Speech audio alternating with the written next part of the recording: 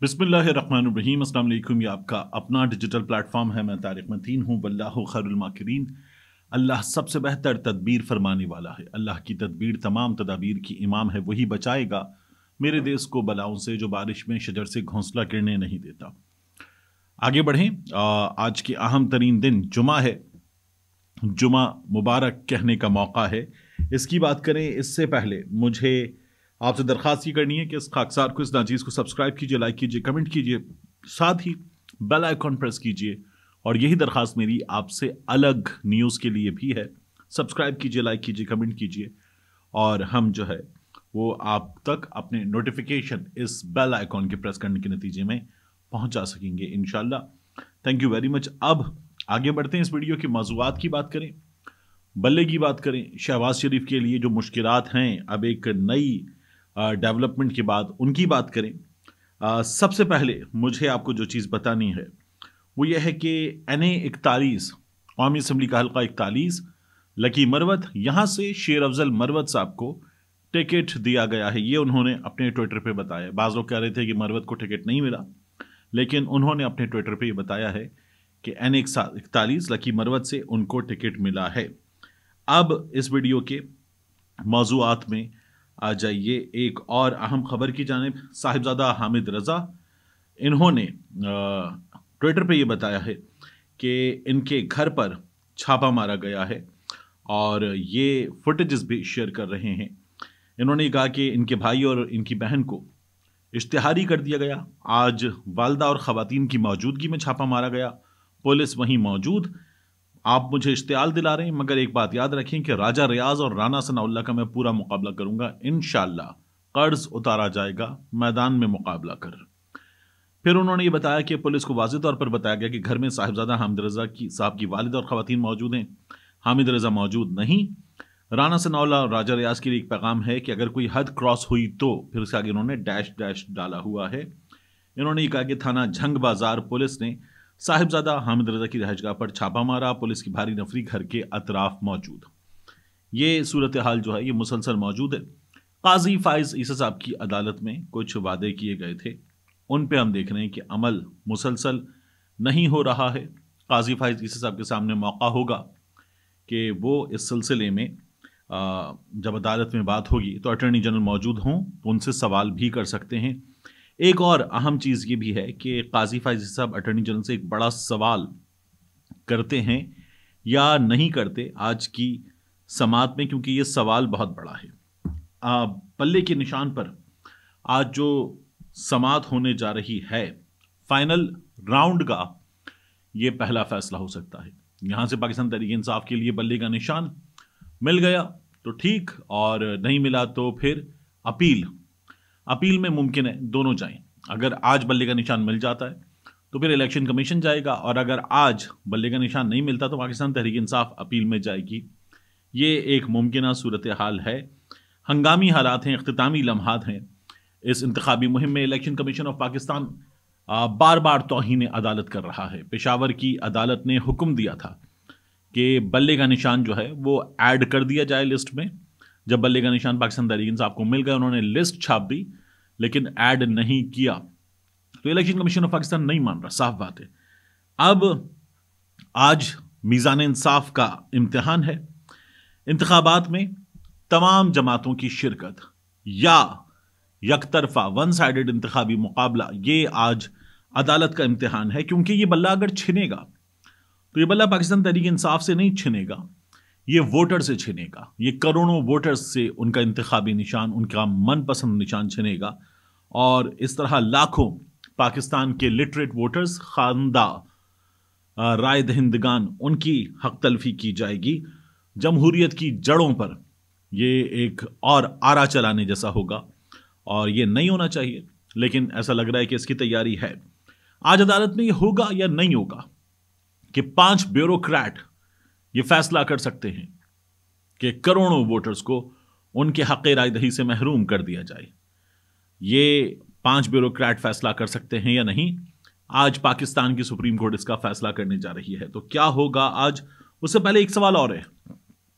मखदूम अली खान साहब, election commission of Pakistan ने उन्हें वकील किया है کیا قاضی فائز عیسیٰ یہ سوال کریں گے؟ بنیادی سوال ہے کہ آپ کے پاس سرکاری وکیل ہے، اس سے پہلے سجیل سواتی پیش ہوئے تھے، تو کیا قاضی فائز عیسیٰ یہ سوال کریں گے کہ کیسے مخدوم علی خان صاحب پیش ہو سکتے ہیں؟ یہ ایک بہت اہم سوال ہے۔ سرکاری پیسہ، عام آدمی کا پیسہ الیکشن کمیشن آف پاکستان ایک عام آدمی کے خلاف استعمال کر رہا ہے، تو یہ ممانعت ہے، کریں گے یا نہیں کریں گے یہ بھی دیکھنا ہوگا۔ دوسرا یہ بھی سوال کریں گے یا نہیں کریں گے کہ آپ توہین عدالت کیسے کر سکتے ہیں؟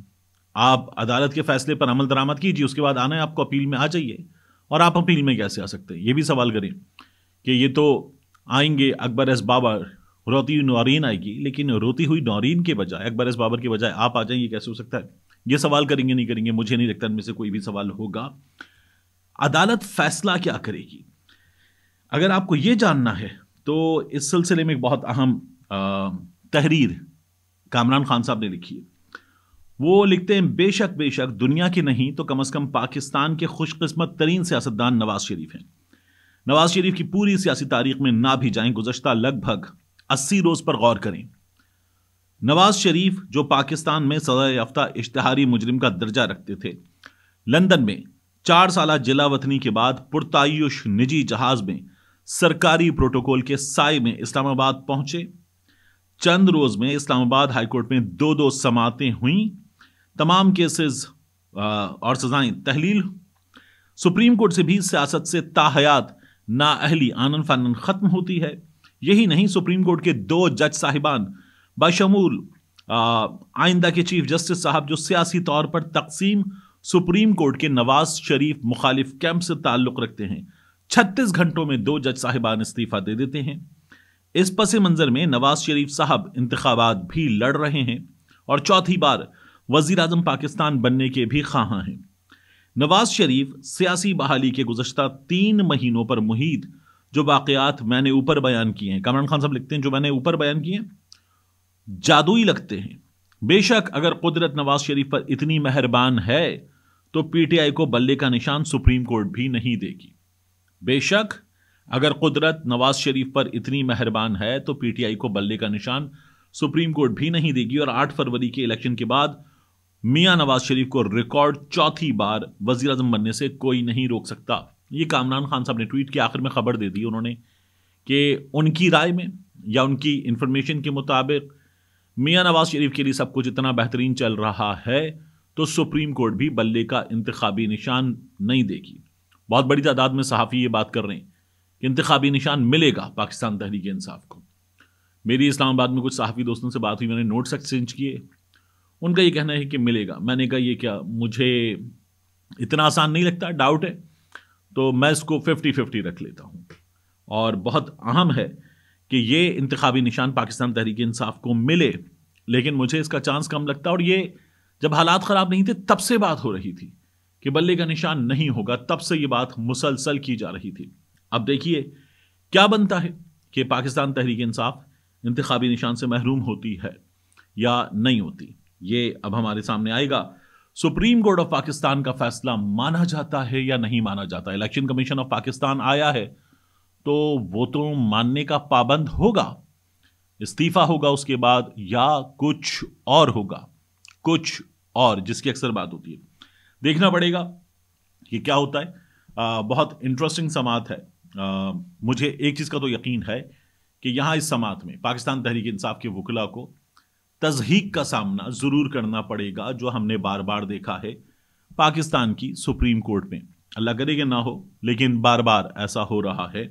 اب دیکھیے کہ بنتا کیا ہے پاکستان کی سپریم کورٹ میں۔ دوسرا ایک بری خبر ہے میاں شہباز شریف کے لیے، ان کے بیٹے سلیمان شہباز کے لیے، حمزہ شہباز کے لیے بری خبر ہے۔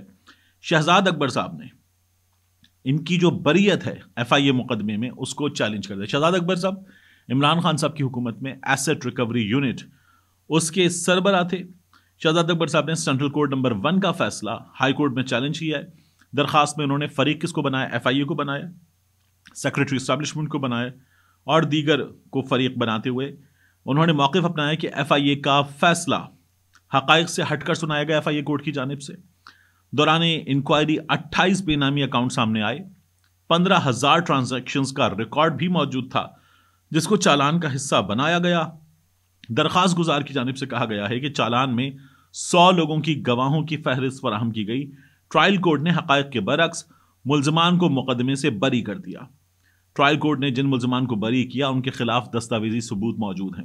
سکندر ذوالقرنین صاحب یہ وکیل تھے.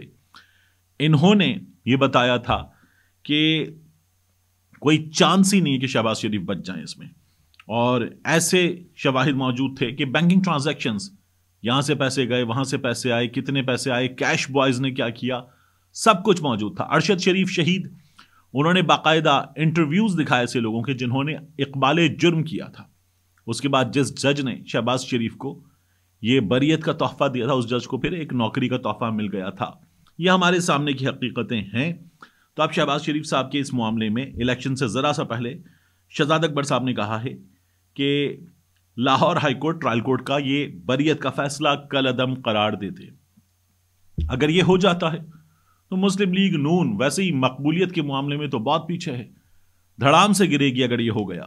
تو شہزاد اکبر صاحب نے بالکل لاسٹ مومنٹ پر, انتہائی کروشل مومنٹ پر یہ وار کیا ہے شہباز شریف پر, ان کے صاحبزادوں پر. دیکھیے بنتا کیا ہے, ہمارے ہاں عدالتوں میں یہ لوگ باعزت بری ہوئے ہیں, اور ایسے ہی مقدمات میں, بڑے بڑے مقدمات میں ہم نے مقصود چپڑاسی کو, گلزار کو, دیگر لوگوں کو جان سے جاتے دیکھا ہے.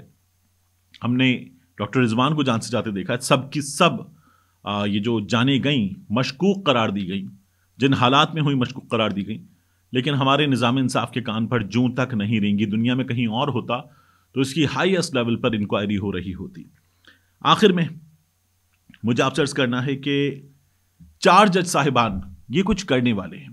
یہ جو استعفیٰ آیا نا پہلے مظاہر نقوی صاحب کا, یہی حیران کن تھا, کیونکہ مظاہر نقوی صاحب کہہ رہے تھے میں آخر تک لڑوں گا, پھر انہوں نے استعفیٰ دے دیا. پھر استعفیٰ آیا اعجاز الاحسن صاحب کا. اعجاز الاحسن صاحب جو ہیں وہ سپریم کورٹ کے چیف جسٹس بننا تھا ان کو اکتوبر میں.